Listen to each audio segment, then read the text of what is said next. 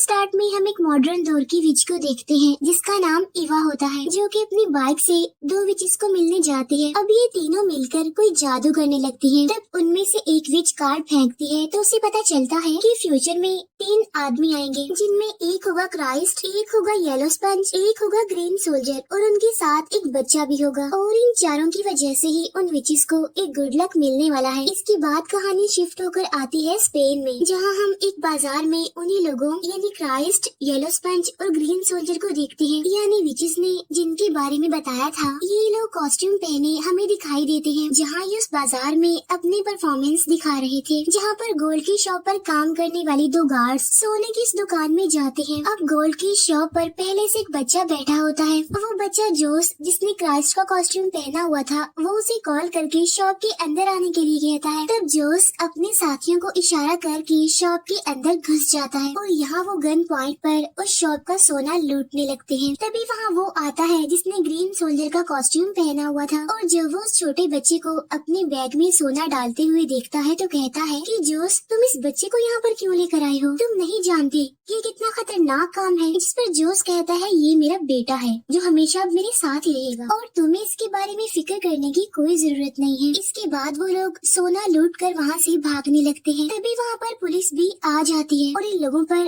अंधाधुंध फायरिंग करने लगती है। बदले में ये तीनों भी पुलिस की तरफ गोलियां चलाते हुए आगे बढ़ते हैं। लेकिन जब ये लोग अपनी गाड़ी की तरफ जाते हैं तो तब ग्रीन सोल्जर की जो फ्रेंड थी, यानी जो उस गाड़ी में बैठी थी, वो उस गाड़ी को लेकर वहाँ से भाग जाती है। तब इसीलिए ये लोग रास्ते में जाती हुई एक गाड़ी को रोक लेते हैं और गाड़ी में बैठे ड्राइवर और पैसेंजर को ये लोग गन दिखाकर उस गाड़ी में बैठ जाते हैं और वहाँ से भाग जाते हैं। लेकिन पुलिस अभी भी उनके पीछे पड़ी हुई थी। फिर थोड़ी देर के बाद ये लोग पुलिस को डिस्ट्रैक्ट करके वहाँ से आगे निकल जाते हैं। लेकिन उनके जो बाकी साथी पीछे छूट गए थे, पुलिस उन्हें पकड़ लेती है। इसके बाद पुलिस उनसे इंक्वायरी करने लगती है, जहाँ पर वो लोग बताते हैं कि हम में से कोई भी एक दूसरे का असली नाम नहीं जानता। हम सब लोग ही गोल्ड की शॉप पर मिले थे और वहीं पर उस दुकान को लूटने का प्लान बनाया। दूसरी तरफ गाड़ी में बैठे वो लोग भी आपस में बात कर रहे होते हैं, जहाँ पर हमें पता चलता है कि जोस और उसकी वाइफ का डिवोर्स हो चुका है। इसीलिए अब जोस अपने बेटे की कस्टडी चाहता है और जो ग्रीन सोल्जर था वो जॉबलेस था, उसके पास कोई काम नहीं था करने को और उसे पैसों की बहुत जरूरत थी। तब ड्राइवर भी अपनी फैमिली के बारे में बताता है। तब जो पैसेंजर होता है वो भी अपने बारे में बताता है कि मैं भी किसी काम के लिए एक जगह पर जा रहा था। अब ये लोग पुलिस से बचने के लिए फ्रांस जाने का प्लान बनाते हैं। ठीक उसी टाइम पर जोस के पास उसकी वाइफ की कॉल आती है। तब बात करने के लिए मोबाइल जोस अपने बेटे को दे देता है। तब यहाँ पर जोस का बेटा सारी बात अपनी मदर को बताने लगता है कि पुलिस हमारा पीछा कर रही है और हमारे पास बहुत सारा सोना भी है। लेकिन इससे पहले कि जोस का बेटा उसे और कुछ बताता, जोस गुस्से में आकर कॉल काट देता है। यहाँ पर अचानक से जोस के बेटे को याद आता है कि उसका जो स्कूल बैग था वो तो उस गोल्ड की शॉप में ही रह गया है। उधर पुलिस के हाथ जोस के बेटे का वो बैग लग जाता है। पुलिस उस बैग में से बुक्स निकाल कर चेक करने लगती है। उस बुक में जोस के बेटे का नाम और उसकी मदर का कॉन्टेक्ट नंबर लिखा हुआ था। तब पुलिस उस बच्चे की मदर यानी जोस की वाइफ को कॉल करके उसे पुलिस स्टेशन बुलवाती है। यहाँ पर पुलिस जोस की वाइफ से उसके बारे में पूछती है। साथ साथ वो लोग जोस की कोई पिक्चर भी मांगते हैं, लेकिन जोस की वाइफ उन्हें जितने भी पिक्चर्स दिखाती है उनमें से किसी में भी जोस का फेस दिखाई नहीं दे रहा था। तब यहाँ पर पुलिस जोस की वाइफ को बताती है कि तुम्हारे हस्बैंड जोस ने सोने की पूरी दुकान लूट ली है और पुलिस से बचकर वो भाग गया है और उसके साथ तुम लोगों का बेटा भी है। तब ये सुनकर जोस की वाइफ काफी घबरा जाती है।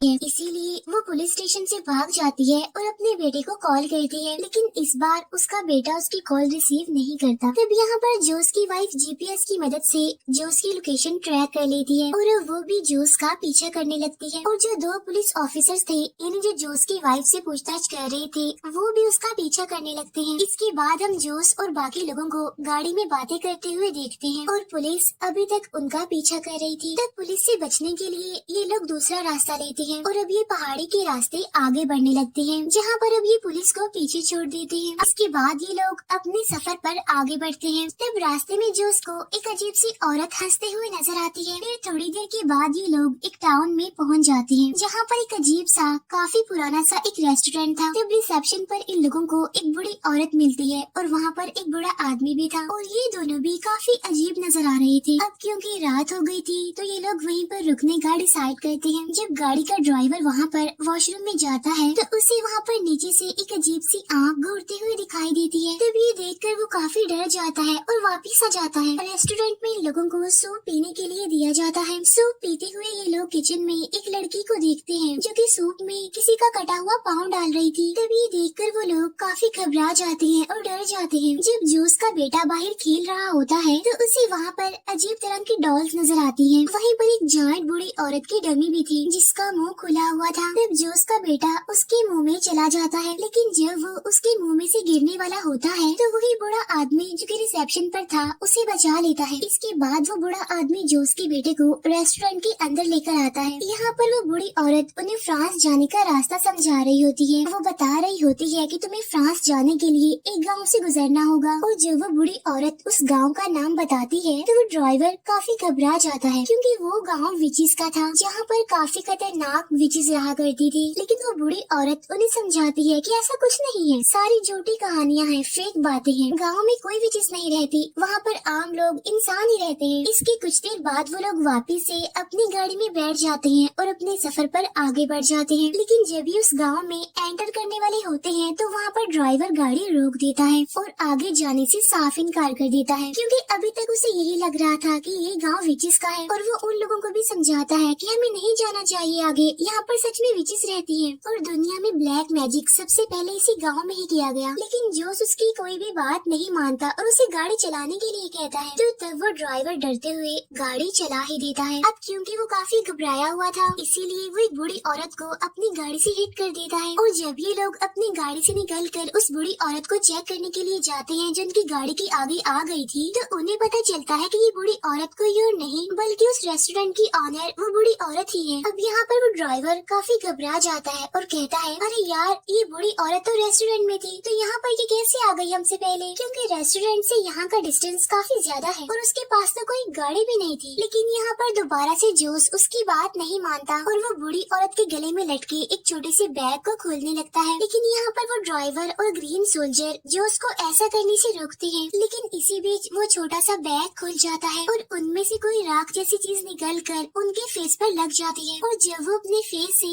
राख को साफ करके देखते हैं तो वहाँ पर उस बूढ़ी औरत की डेड बॉडी नहीं होती। तब ये देखकर उन्हें पता चल जाता है कि यहाँ पर जरूर कोई खतरा, कोई गड़बड़ है। इसीलिए वो जल्दी से अपनी गाड़ी में बैठकर आगे निकल जाते हैं।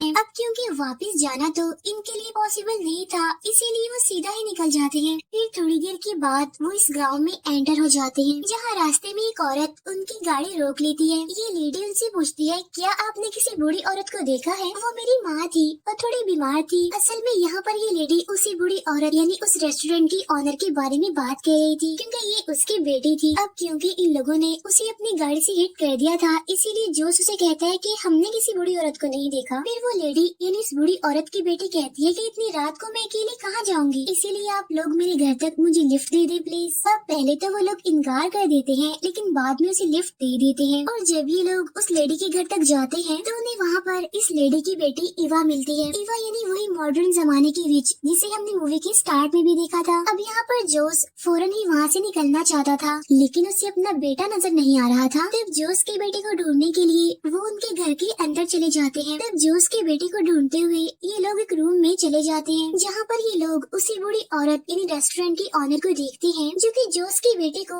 एक बड़े से बर्तन में डाल रही थी।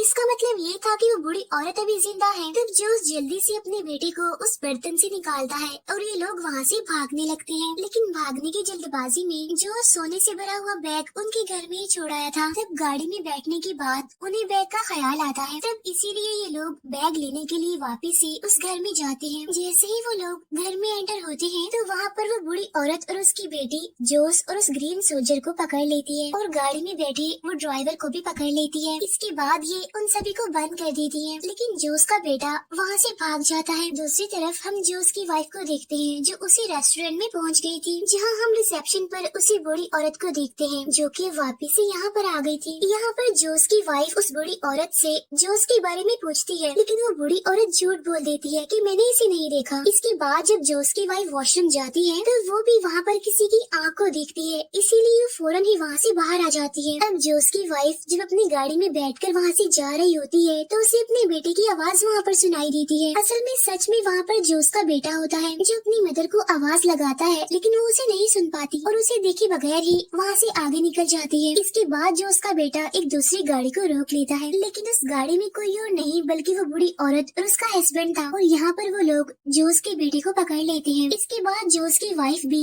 उसी गांव में पहुँच जाती है। तब यहाँ पर उसे वही गाड़ी दिखाई देती है जिसके बारे में पुलिस ने उसे बताया था, यानी जिसमें जोस और बाकी लोग थे। तब उस गाड़ी का पीछा करते हुए वो उसी घर में पहुँच जाती है। तब यहाँ पर जोस की वाइफ का पीछा करते हुए भी वो दोनों पुलिस ऑफिसर्स वहाँ पर आ जाते हैं, और जब ये लोग उस घर के दरवाजे पर पहुँचते हैं तो देखते हैं कि दरवाजा तो बंद हो चुका है, इसीलिए अब वो विंडो के जरिए घर के अंदर जाते हैं, जहाँ पर वो जोस के बेटे को ढूंढते हुए एक रूम की छत पर आ जाते हैं। तब देखने पर उन्हें पता चलता है कि वहाँ पर तो एक डिनर पार्टी चल रही है, जहाँ पर वो सारे विचेस जोस और उसके बाकी साथियों को अपना खाना यानी अपना डिनर बनाने वाली थी, और तभी वो लोग छत से सीधा डाइनिंग टेबल पर ही गिर जाते हैं। उनके गिरने की वजह से अब विचेस उन पर अटैक करने लगती है। तो वहाँ पर अफरा तफरी मच जाती है, लोग अपनी जान बचाने के लिए इधर उधर भागने लगते हैं, लेकिन अब वो विचेस जोस की वाइफ और उन दो पुलिस ऑफिसर्स को पकड़ लेती है। यहाँ पर वो मैजिक करके जोस की वाइफ को भी एक विच बना देती है। जोस जब अपनी जान बचाने के लिए वहाँ से भाग रहा होता है तो यहाँ पर इवा उसे बाहर जाने का रास्ता बता देती है। यहाँ पर हमें पता चलता है कि असल में इवा जोस को लाइक करने लगी थी, लेकिन जब जोस उससे बाकी लोगों को बचाने के लिए कहता है तो इवा उस पर काफी भड़क जाती है और उस पर गुस्सा करने लगती है, इसीलिए वो जोस पर अटैक कर देती है। तब जोस बड़ी मुश्किल से किसी तरह वहाँ से भाग जाता है। इसके बाद हम देखते हैं कि उन विचेस ने अब ग्रीन सोल्जर और उस ड्राइवर को पकड़ लिया है।